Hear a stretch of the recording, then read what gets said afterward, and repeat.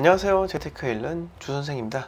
얼마 전 국회의원 총선이 있었습니다. 국민들의 정권 3년차에 대한 냉혹한 평가가 선거 결과로 나오게 되는데요. 국회 내 다수의 좌석을 여당이 차지한 만큼 이번 총선 결과는 정권 심판이 아닌 야당 심판으로 이루어진 점, 이 점에 대해서도 외신들도 집중 조명했죠. 자, 이번 시간은 총선 그리고 향후 경제 전망이라는 주제로 이야기 드릴 겁니다. 금융과 부동산 이야기가 포함되어 있으니 끝까지 들어주시면 감사하겠습니다. 얼마 전 IMF가 올해 전 세계 경제 성장률을 마이너스 3%로 전망했죠. 내년도는 5.8% 상승으로 보고서를 내면서 시장의 V자 반등이 이루어질 것이라며 긍정적인 전망을 내세웠습니다. 또한 IMF는 한국은 올해 마이너스 1.2%, 내년 3.4%로 예상을 했는데, 여기서 중요한 것은 이 플러스 숫자는 성장이 아니라 기저효과에 의한 것이라는 점 우선 이해하시는 것이 좋습니다. 기저효과란 경제 지표를 평가하는 과정에서 기준 시점과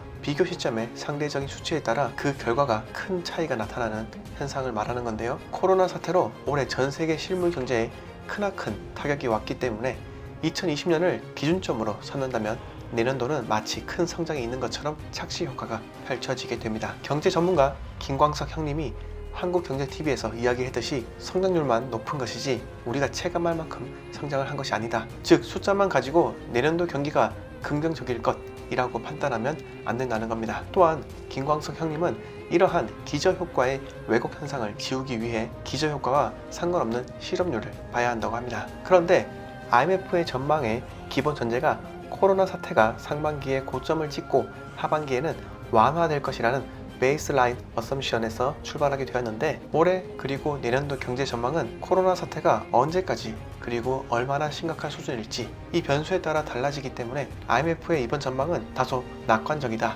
라는 것이 이상 광석이 형님의 의견입니다. 저 역시도 그렇게 생각합니다. 개인들이 삼성전자 주식을 사는 이유가 코로나 사태가 빠르게 소멸될 것이다 라는 전제가 있기 때문이죠. 그러나 이러한 개인들이 만든 전제는 미국과 유럽 등 코로나 사태가 한국보다 더 심각한 국가들에게도 공통으로 적용이 되어야 성립할 수 있습니다. 일반적으로 국가 간 무역은 계약 체결된 당일에 당장 매출이 일어나지는 않습니다. 카페나 음식점은 오늘 팔면 오늘 매출이 오르는 구조이지만, 수출품이 선박으로 운송하게 된다면 배가 출발할 때 또는 배가 도착할 때 또는 물품이 안전하게 바이어 손에 도착할 때 여러 인도 조건에 따라 매출이 발생되는 시점이 서로 다르기 때문에 삼성전자 1분기 실적은 2019년에 대부분의 오더가 이루어졌을 가능성이 높으므로 코로나 사태가 반영이 덜 되었을 확률도 높은 것이죠. 그렇기 때문에 2분기가 삼성전자 코로나 사태에 얼마큼 노출이 되었고 손실을 입었는지 제대로 가늠할 수 있는 기간이라 보입니다. 2020년 경제 전망은 2분기를 주목해야 한다라는 것이 제 생각이었고요. 마지막으로 부동산 전망에 대해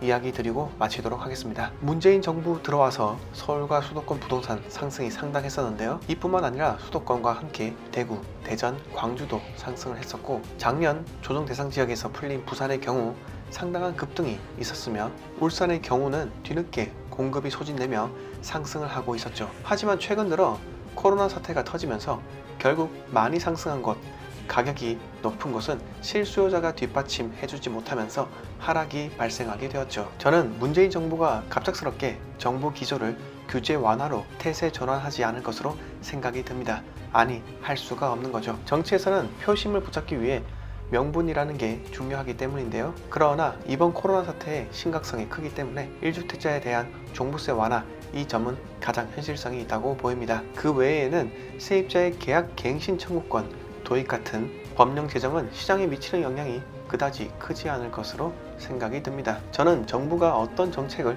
내놓던 간에 풍선 효과가 서울 이남까지 내려갔기 때문에 시장의 피로함이 가시기 위해서라도 장기적인 보합과 하락이 있을 것으로 생각이 듭니다. 즉 공급이 많아서 하락하는 게 아니라 가격이 비싸서 수요층이 이탈하는 현상은 총선 이후에도 계속될 것으로 보고요. 단 공급이 부족한 지역은 계속해서 상승하겠지만, 공급이 많은 지방광역시인 대구와 부산은 2-3년간 전망이 불투명하다고 보입니다. 정부는 경기 부양을 위해 국방 그리고 SOC 예산 7.6조를 전용키로 했죠. 천문학적인 자금이 어디론가는 흘러 들어갈 것이기 때문에 부동산이 되었던 증시가 되었던 풍선 효과가 유발될 것이라 생각이 들기도 합니다. 자, 이번 시간은 총선 그리고 경제 전망이라는 주제로 이야기 드렸습니다. 이만 이야기 마치도록 하겠습니다. 영상 마음에 드셨으면 구독과 댓글 부탁드리겠습니다.